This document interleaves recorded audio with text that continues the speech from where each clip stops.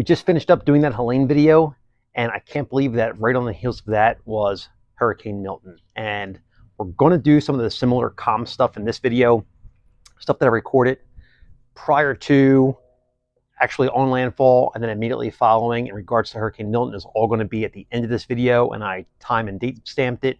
So that'll be interesting to listen to. I just think it's pretty amazing how, and thankfully enough, we really dodged a huge bullet when it comes to Hurricane Milton. If you guys aren't familiar, at the last minute, Milton kind of did a little button hook and went south underneath Tampa, and which it wasn't supposed to. It was supposed to hit Tampa head on. And by taking that last minute turn, it actually changed the wind directions.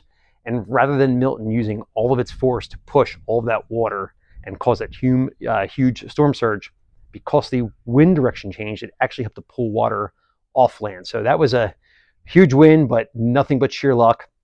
And I think it's important that, just like we kind of did on Helene, we'll do another incident debrief. So in my professional setting, debriefs post significant incidents are the absolute norm. They can help to identify what went right, what went wrong, and they're always a good opportunity to bring everybody together that was involved. Now, obviously, we can't do that in this setting. However, if we just look at video clips, listen to audio, and we keep a completely neutral perspective, we can get some really good lessons learned by doing this and having these discussions. So this is going to be pretty much just like a very informal hot wash of some of the things that I noticed. And again, anything you guys observed, learned, even if it's not included in this video, put in the comments, let me know. We can all take stuff from this. So again, the fact that this is going to be like the informal hot wash, just so you guys are aware, this is, just going to be focusing on some of the tactics, some safety things, and the wellness. The other side of the spectrum to this would be a formal debrief, and that can happen months after the fact of an incident occurring. And there you're looking at a very organized process where they bring everybody that was involved in, or at least a representative from every agency or discipline that was involved, and they sit down and kind of, go through line by line what happened. And it's important to keep in mind, it's not limited to the professional setting, the public safety setting.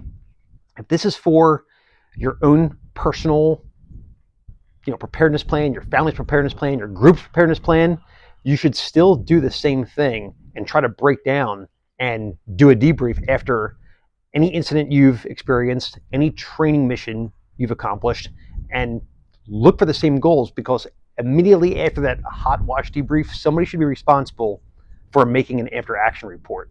And what you should include in that is, what happened in the incident, what the response was, what went well, and then what areas need to be improved upon. And this is the best way to kind of get a calculated and organized happening of what occurred. So those after action reports can help to identify common trends in critical incident responses, and they can reveal trends in, if you have like policy type violations, things that you've created, procedures that you were going to perform, and they didn't work out the way that they should have, or they did work very, very well. That's important to identify. Another thing would be training shortcomings. Maybe you encountered something that you hadn't prepared to deal with, so you realize that, hey, we need to train more on this or get initial training on this. So really the areas you're looking to focus on in your AARs are training, communication, and procedures. Now, since we're going to look at Helene and Milton, just some things that were kind of circulating around that I noticed, one of the things I really want to address on is this video right here.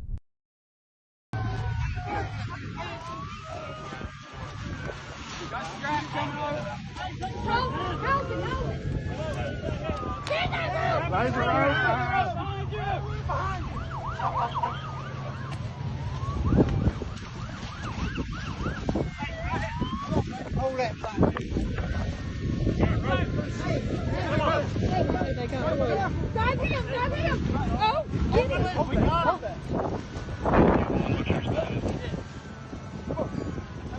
Grab the rope, kid! No, get him! Grab the rope! I got the weight. Okay, so having seen that, it wasn't an issue in this case, but it is something that I see all too often. And if you've seen this, if you're involved in the fire department, let me know if this is still going on. I still think I see it way too much. And that is people showing up to a water rescue, swift water rescue, ice rescue. I'm talking about the firefighters wearing bunker gear or turnout gear, whatever you want to call it. Bunker gear and turnout gear has absolutely zero place in any sort of water emergency. Keep it on the truck, for when there's a structure fire and where it's appropriate. These guys didn't do that here. They were all at the water's edge. None of them had turnout gear on. And just before I go too far on this, understand, I'm not critiquing these guys for the sake of critiquing them. These are just issues that need to be addressed. And for everyone watching this, they can take some lessons learned from it. So if you're in an area that could potentially flood, or you're responsible for conducting water rescues should the need arise, you need to be prepared with the training to accomplish this and with the appropriate gear. And here's where we start to see some of the failings.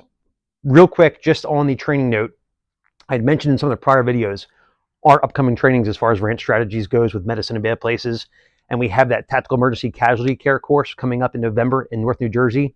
That is 100% sold out. We have 40 people registered for that class. And I have to just kind of address it as a, kind of a source of pride.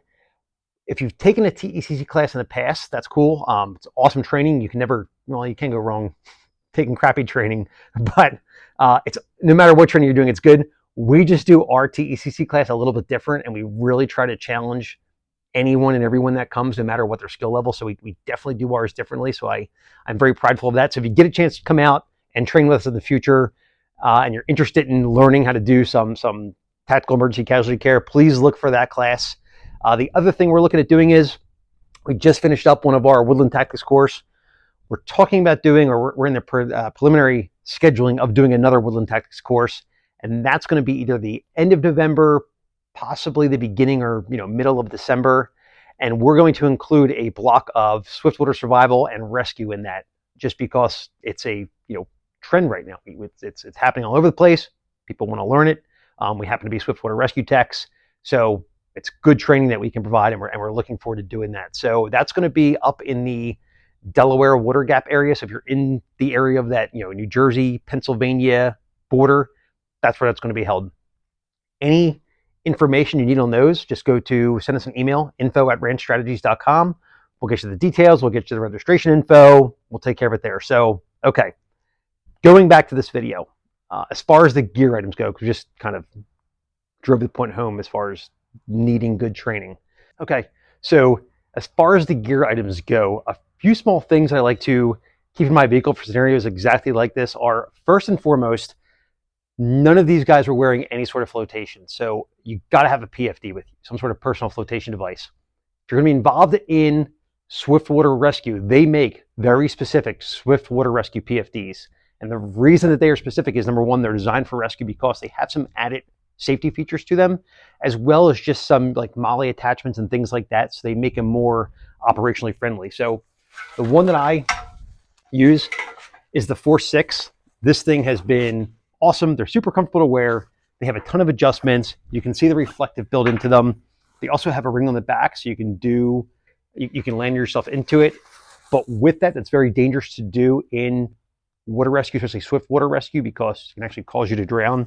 So they have the safety features as far as a breakaway strap, so you can free yourself and whatnot. Some of the other things, it has some MOLLE built into it, has some Velcro built into it, just so you can attach tools that you may need for doing swiftwater rescue purposes. Another thing that it doesn't come with, but you should do it no matter what, is a marker light. Whether it's water activated, whether it's manually activated, it doesn't really matter, but it should be some sort of super bright light just to get people's attention. Even if it's daylight, it can help you to be very, very visible. So again, just to emphasize, high quality PFD. The guys in that video were all at the water's edge. Nobody had any sort of flotation device on. In keeping with the flotation, even if it's not a PFD, if you happen to be more in the tactical environment and you still need ballistic protection, but you're going to be operating on the water, over the water, near the water, anything that could cause you to possibly become submerged, there are still things you can do to give yourself some flotation. So these are from S&S Precision, and these are just closed cell foam cutouts. Basically, it's cut out just like an armor plate. You stick it in your plate carrier, and they'll give you some additional foam. They're not going to hold you up if you're not using buoyant plates. So if your plates are buoyant and you're just looking for a little bit of extra added flotation or buoyancy to help keep you afloat, these are not a bad place to go with. Another option that you have would be an auto-inflating horseshoe collar style flotation device. This is point blank with Mustang Survival. These you put on, they have I'm just going to call it a sensor in them, but basically just measures a difference in pressure when you get submerged. It would automatically inflate with a CO2 cartridge. If it would fail to inflate, it's got these snaps. You can pull it and inflate them manually. These are also a really good option and a little bit more comfortable to wear if, again, you're not using buoyant plates. This can be your go-to as a good benefit. Also with that video, anything swiftwater related, rescue related, nobody was wearing a helmet. And that is one of the things that if you were to fall in, get struck by a falling tree, anything could possibly happen and you didn't have a helmet on, shame on you. It's pretty common sense. So the helmet that I use is a Team Wendy bump helmet. This is not a swiftwater rescue helmet. However, due to the fact that it is so ventilated, it does allow water to flow through it. So it's not going to kind of become submerged or start having water try to flow through it while it's still in your neck and choke you out. So it is a viable option. One of the big things on this is the fact that, again, it has a marker light, it has a strobe light. You always want to have some sort of marking capability on you, even if it's daytime, just so you can be more visible. In addition to these things, this is now more of a creature comfort type item, but it's something that I like to carry. Whether it's because it's cold, whether it's because the water's contaminated, if you have the time where you know you're going to be going in, it's always nice to be able to don a dry suit, and that's what this is. This isn't mandatory, but it's just one of those things that if you know a storm's coming, you know you're going to be getting involved in swiftwater rescue, having a dry suit on can just provide you some protection, provide you some comfort, and just allow you to work that much more comfortably in the water.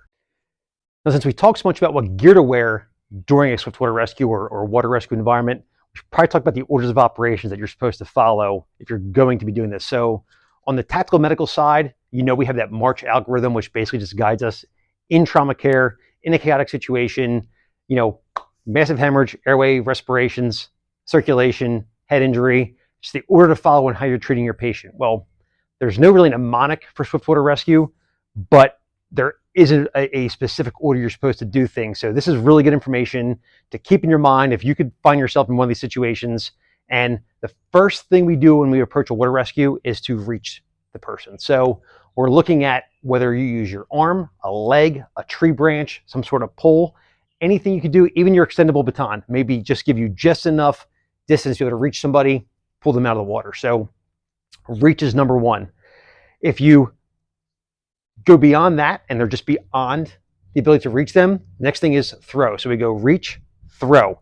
If you looked at that video or you remember that video, it looked like they were trying to throw a ratchet strap to the person, which again, in dire times, you do what you have to, but these were guys from the fire department and they should be prepared and equipped to do a proper water rescue. So as far as throw goes, there are these water rescue discs that exist. They're kind of a hard plastic. The whole idea about it is everything floats. The whole big thing with anything that is water rescue specific compared to that ratchet strap that they were trying to use in that video, all of your devices for water rescue are going to utilize a polypropylene rope. And the reason that is it floats. So it's going to give your victim the best possible chance of getting whatever adjunct it is that you're trying to get out to them. So in my vehicle, I took you through some of my personal protective and flotation equipment. The thing that's in my water rescue bag is just your basic throw bag. As you can see, it's brightly colored. The rope is brightly colored. This is polypropylene.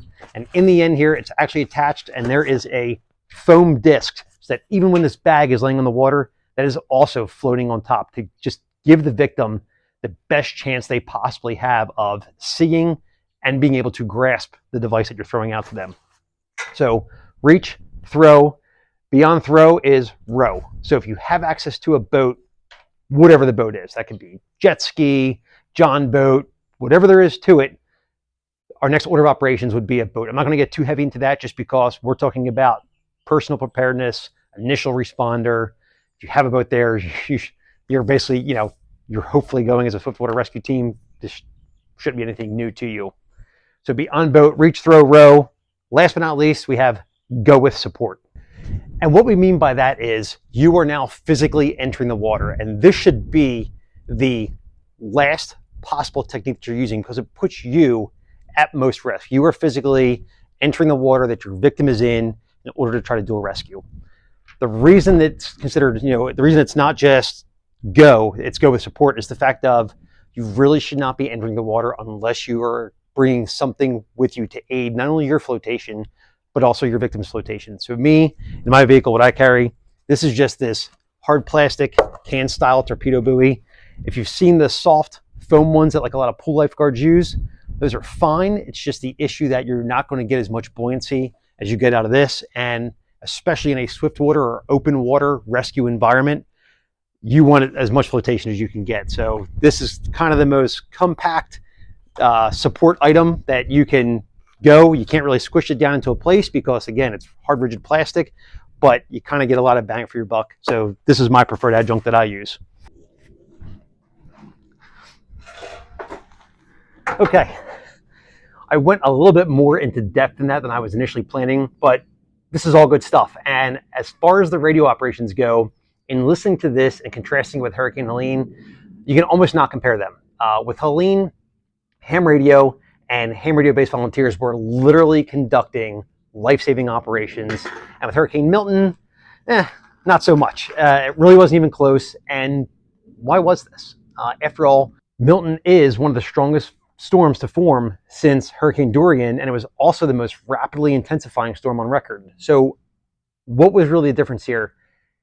In addition to, like I said, the last hook that it changed and the storm surge and flood waters not being what they expected, topography played a huge role here in all of this. So Florida, if you've never been there, Florida's pretty much flat. And the roads and the freaking earth that supports these roads was not being washed away as was happening in North Carolina. And the same could be said even for the structures and virtually everything else. I think, totally just different operating environments. But beyond that, I think preparedness played a huge role in this. And on a macro level, you can use these as examples for kind of justifying being prepared. I mean, let's be real. Florida is used to dealing with hurricanes. Their commercial buildings reflect this because they're now being built with hurricane glass. Another big thing is they don't have any alcoves. If you've ever looked at buildings in Florida, there's no alcoves, there's no recesses. All those places where wind forces could create additional stress on the buildings, they just take them out.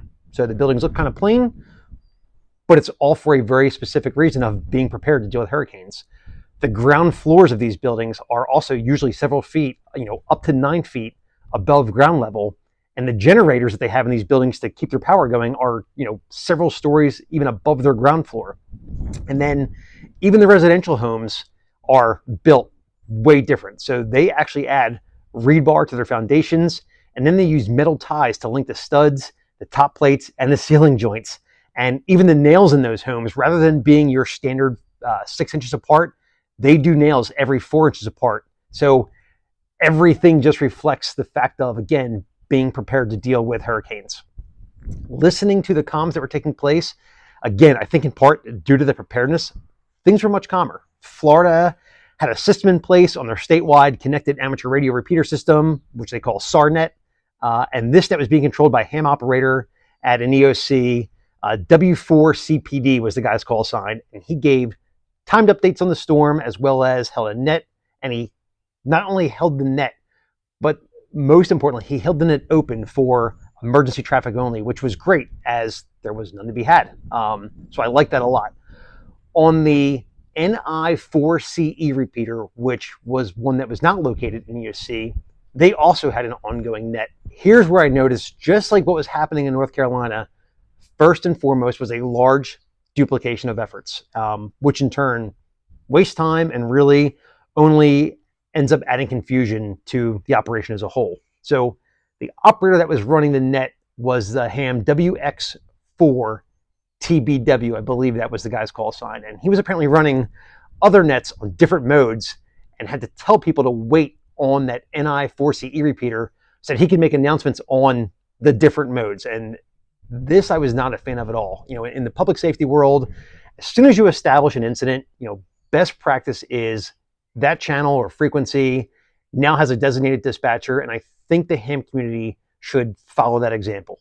Because by having one guy try to switch channels and switch frequencies and relay information, there's going to be things that get missed and or are just delayed. And that is something going forward I think they should really try to work on. And we, as setting up our own comms plans, should be prepared to address should the need arise. And right along with this, another issue that came up was that all of a sudden, the WX4T BW guy, the guy running that net, he advised he was losing power. And then basically just as he announced that he was losing power, he did. And it was radio silence for him.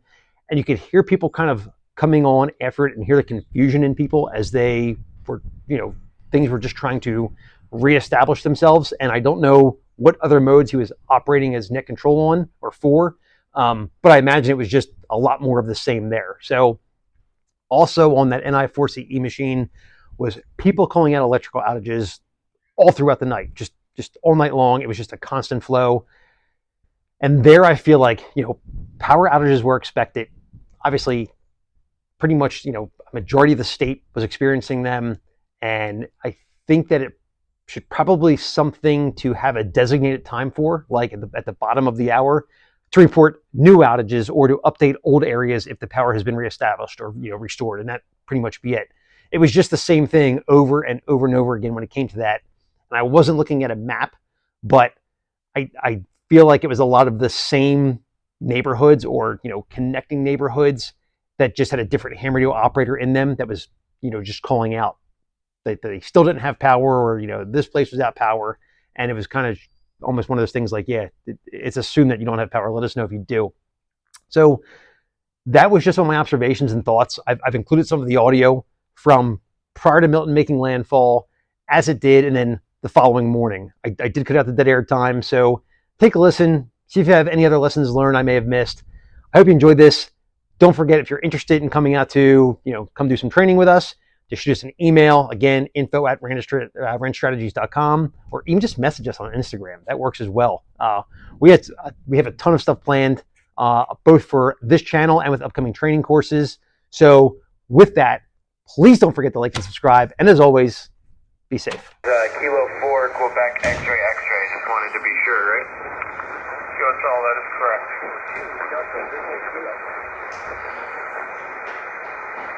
Okay, thank you for the information, and we'll be looking out for you. This is KE5MOW. Are there others? Any relay? Relay Kilo 2 Sierra Hotel November, Arkansas. Arkansas, go ahead. QSL is KPSHN. Heard a Kilo Mike 4 in there. Very low copy here on me. You may want to give me Kilo Mike 4 copies as a Kilo Mike 4. Kilo. I think I got that Kilo Mike 4 Papa. Come on back. Kilo Mike 4 Papa. The villages Florida for a radio check.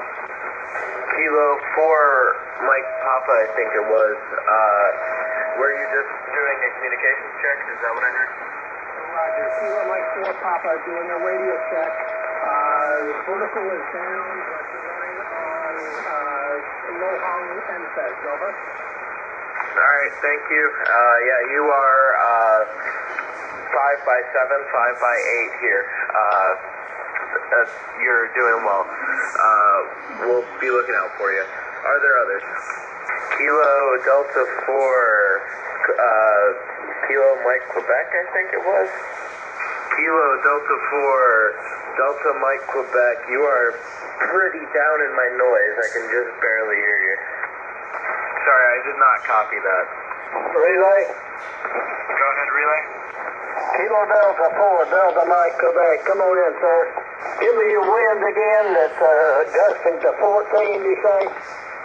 This is Whiskey Bravo 4, Charlie Victor Alpha Relay. I have your thermometer at 29.74. Is that sounding? Roger that. Okay.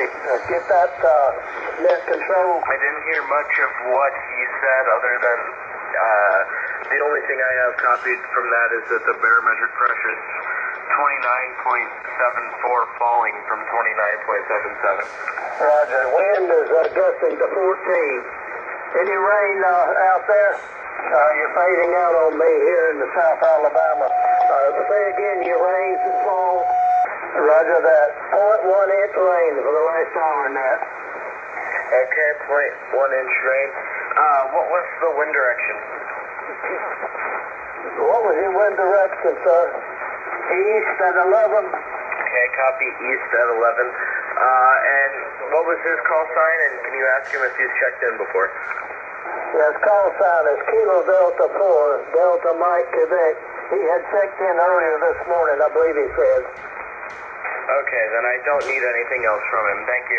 This is Kilo Echo 5, Mike Oscar Whiskey with the Hurricane Watch Net. Is there any emergency or priority traffic for the net? Over. This is Kilo Echo 5, Mike Oscar Whiskey with the Hurricane Watch Net. Are there any emergency operation centers or storm shelters with traffic for the net? Over. Are there any low-power, portable, or mobile stations in the affected area? Over. Well, we need to get to the weather information, so before I take more calls, I'm going to read Advisory 18. Tornadic supercells from Milton begin to sweep across the southern Florida peninsula. The time to prepare, including evacuate if still to do so, is quickly coming to an end along the Florida west coast.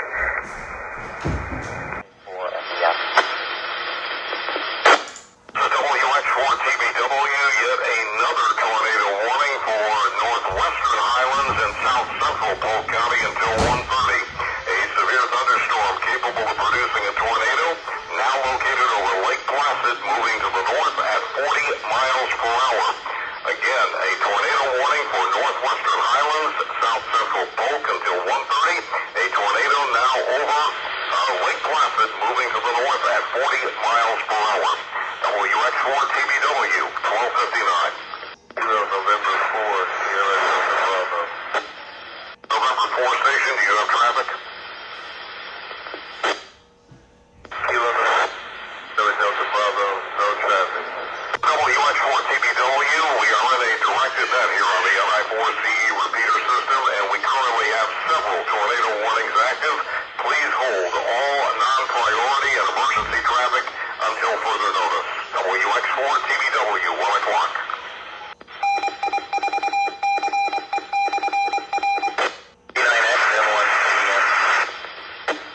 WX4TBW, do you have traffic?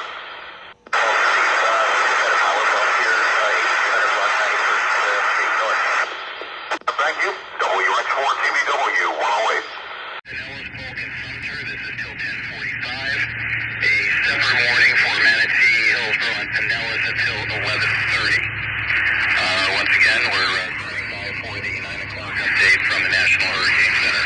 This is KD4ACG. Here is APM interim update from the National Hurricane Center. Life-threatening storm surge, extreme winds, and flash flooding continue as Milton moves inland along the Florida west coast. Let's see, the 9 p.m. position update has a sustained wind of 64 miles per hour and a gust of 93. Recently reported at Albert Whitted Airport, St. Petersburg. Sustained wind of 78 and a gust of 100. Recently reported at a station at Egmont Channel. Sustained wind of 73 and a gust of 102. Recently reported at a weather flow station at the Skyway Fishing Pier. And a gust of 60 miles per hour was recently reported at Orlando Executive Airport. Current location of the hurricane is 27.4 north, 82.5 west. This puts it approximately 5 miles north of Sarasota and approximately 105 miles southwest of Orlando. Maximum sustained winds have dropped a little bit to 115 miles per hour. Present movement is still to the east-northeast at 15 miles per hour. And minimum central pressure is 956 millibars. If you missed the 8:30 update, this storm is now onshore and may landfall at about Siesta Key at approximately 8:30 this evening. Next update from the National Hurricane Center will be an interim update at 10 and a full update at 11. at WX4TVW.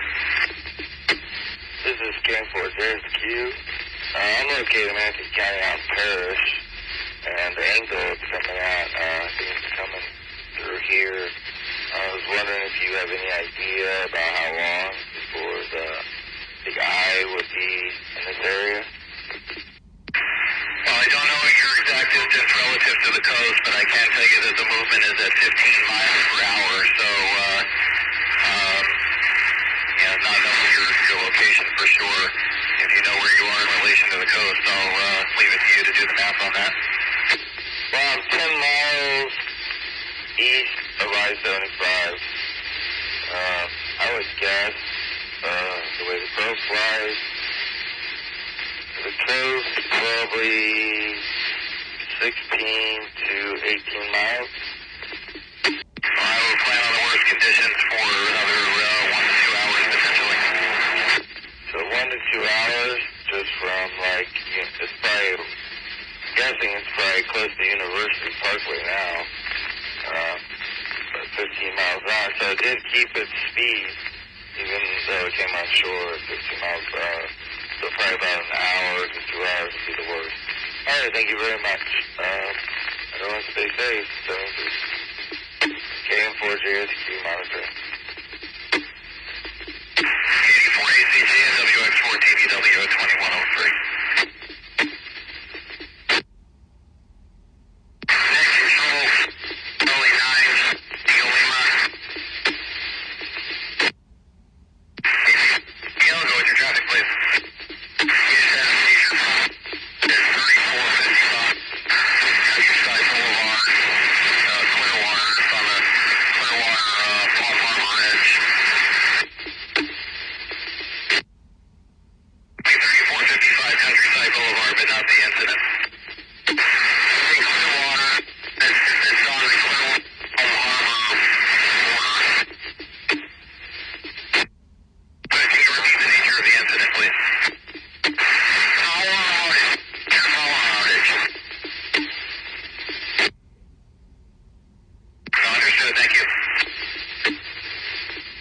Thank you. No further. KC9CTL. Control KK4HCW. Calling. Sustained winds on the 9 p.m. interim update. Looks like it might have dropped a little. It's at 115 right now. I think it was 120 in the previous. Copy, thank you. KK4HCW clear. At control, K4FLV. FLV, go ahead. Yeah, apparently the fire on the house down at Pine Street and 26th Street in Inglewood, the fire department couldn't put the fire out because it was too windy, so they left, and the people down there are concerned because the embers are just blowing everywhere, and they think it's going to catch other houses on fire. Just for your information there, go ahead. All right, acknowledge, thank you. Net control, calling net control. Whiskey 4 Foxtrot Alpha Alpha, we're about 23. Just snapped them all out of power. W4FA, I think you were just reporting a power outage. What's your county? Harding County, Bowling Green, about 23 miles east of 301. Thank you. Mr. Alpha Alpha clear. Go N1HFY. 1HFY, go with traffic. Incident, we're here at B2 on Marcus and Wallow in Parish. No power for the past hour. Hey, high winds. Okay, thank you. Kilo Oscar 4, is this Foxtrot Victor, is net control? KO4 ZFV, go ahead. We currently have 805,000 customers here in the state of Florida without power. Maybe we can hold the people calling about their power being out over the traffic. Great, thank you. KD4ACG at WX4TW. Kilo Oscar 4, is this Foxtrot Victor clear? Net control, KV9WTM. 9WTU, go ahead. Yeah, any estimate of when the backside of this storm's going to hit? Not at this time.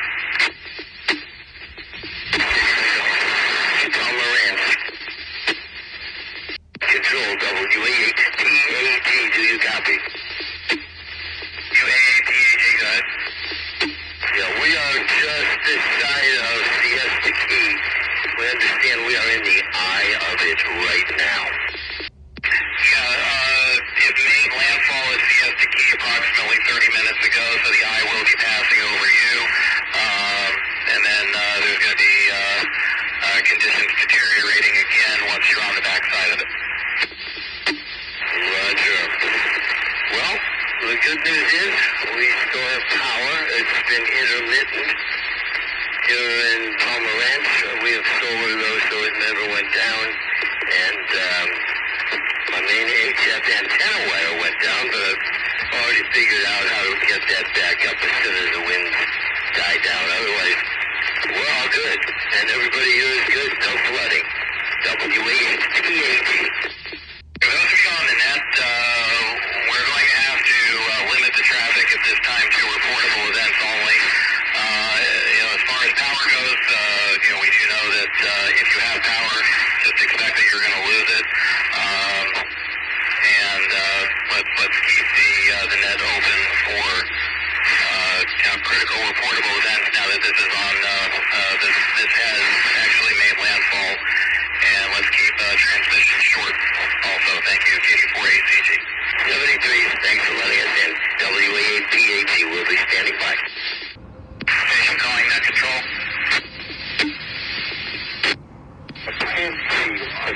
Cross power.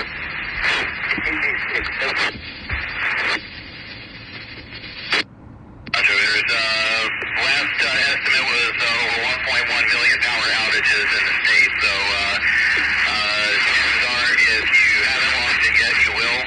We're going to have to suspend the power outage reports at this time. Please and thank you. KD4ACG at WX4TVW. National Weather Service in Tampa has issued a flash flood warning. This is a flash flood emergency for St. Petersburg, Tampa, Riverview, and Palmetto until 2:30 a.m. Eastern Time. Flash flood warning for Central Hillsborough County, Northern Manatee County, and Southeastern Pinellas County.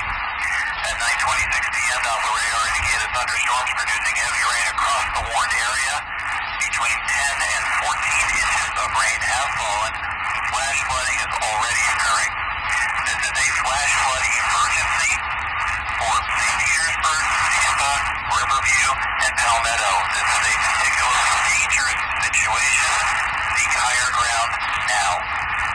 Some locations that will experience flash flooding include Tampa, Clearwater, Largo, Bradenton, Pinellas Park, Temple Terrace, Seminole, Palmetto, downtown St. Petersburg, St. Petersburg, Fort DeSoto Park, Brandon, St. Petersburg, St. Pete Beach, Maria, Candy, McDill Air Force Base, West and East Lealman, Feather Sound, and Tampa International Airport. Once again, a flash flood warning in effect until 2:30 a.m. Eastern Time for Central Hillsborough County, Northern Manatee County, and Southeastern Pinellas County. This is a flash flood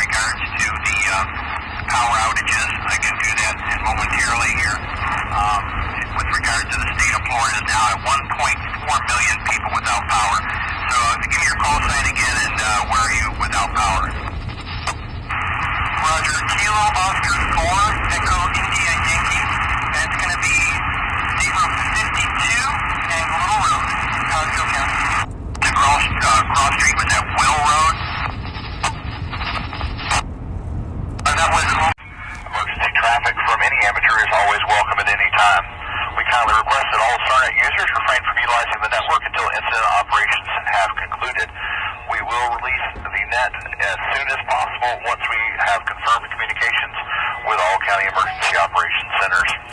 This is KA4 EOC. We thank you for your patience and cooperation. Operator Whiskey, Charlie Papa Delta.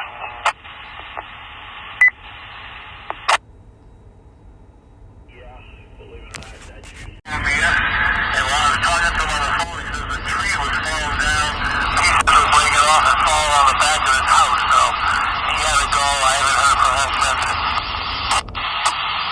Yeah, I don't know if a portable barometer with me, but you know what happened when we were packing, getting the rest of our stuff ready to go, and doing the final preparation. At noon, the freaking power went out of my house. We weren't even, it was just a little bit of wind and rain. We lost power before the storm even got close. Yeah, I hear you on that. Yeah, boy, I'm aching this morning. You know, the final sandbag punching yesterday on the doors as we were leaving. I had a... Oh, yeah, here we go. Let's see, we got an answer. And it looks like he might be coming down the road I'm on. Let's see. Maybe not. Yeah, maybe. I don't want to, let's see. The shelf station, well, nothing's going to be open. Well, the shelf station is across from me right now. Generator. I don't see any lights on there. There's nothing with lights on here. When the power went out, it was widespread.